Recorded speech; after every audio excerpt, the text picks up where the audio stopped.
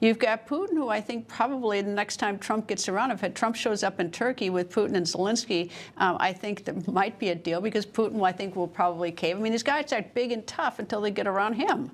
Yeah, and this is what's different. People say back, well, why can't it be more surgical and kind? It wouldn't happen then. It takes somebody like Trump to disrupt it to actually get us to this point.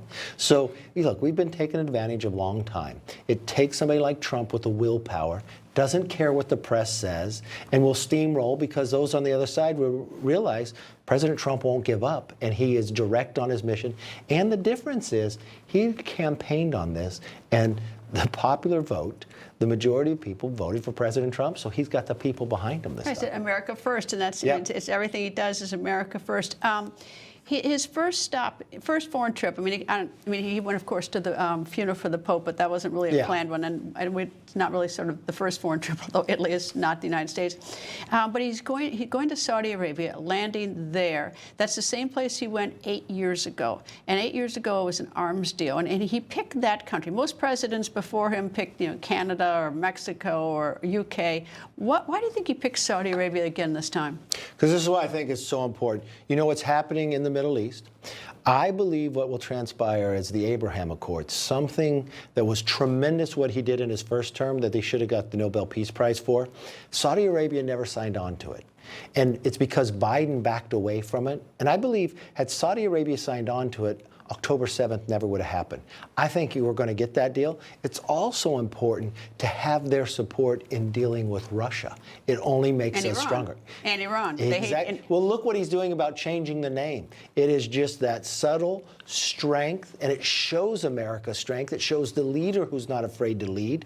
I mean, think about this. Most people would say, don't get in the middle of the Ukraine-Russia war. You can't put it out. He surely is just willing an end to it, and he's putting a lot of risk into doing that. I would have expected the Abraham Accords would be the mission here, and they would expand it. But for one thing, that said after October 7th, and as time marched on, is Saudi Arabia said that there would only be, there's no talk about anything like Abraham Accords unless there's two-state solution, something that Benjamin Netanyahu, the Prime Minister of Israel, opposes. So I don't know how Saudi Arabia changes its mind on that or backs. Well, I think the difference is when they said that, you didn't have President Trump as president at that time.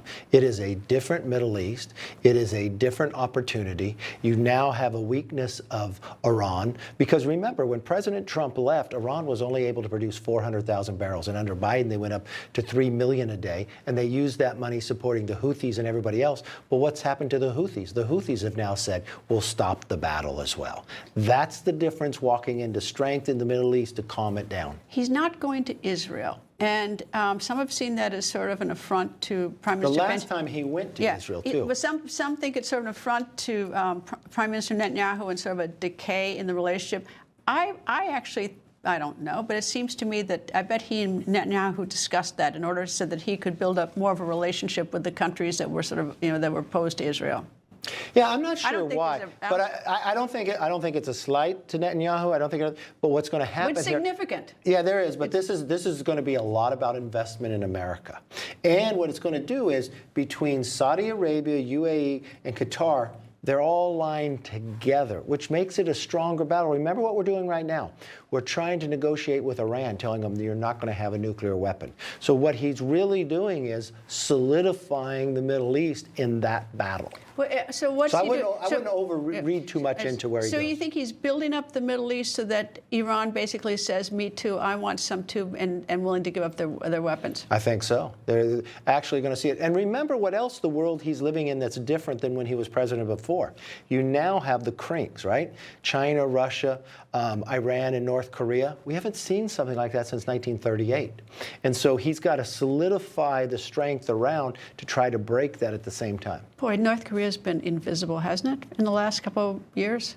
They have, but they have not. Under Obama, under Biden, they have now joined Russia, and they are now actually fighting with 10,000 troops in Ukraine. That is a very serious situation. But you don't hear Kim Jong-un out there. Of course, you never did hear much from him. But it showed in his first term, too, what President Trump was able to do there with strength. I actually interviewed him in Singapore right after. Did you really? Kim Jong-un, yeah. It's my only trip to Singapore. Anyway, Thank you for seeing. Nice to see you. Former Speaker of the House, Kevin McCarthy. Coming up, people think news just happens. It doesn't. It happens because there's someone there to capture the moment, to explain it and share it. That's my job. I go where news breaks and give you the facts. Join me for The Record on Newsmax.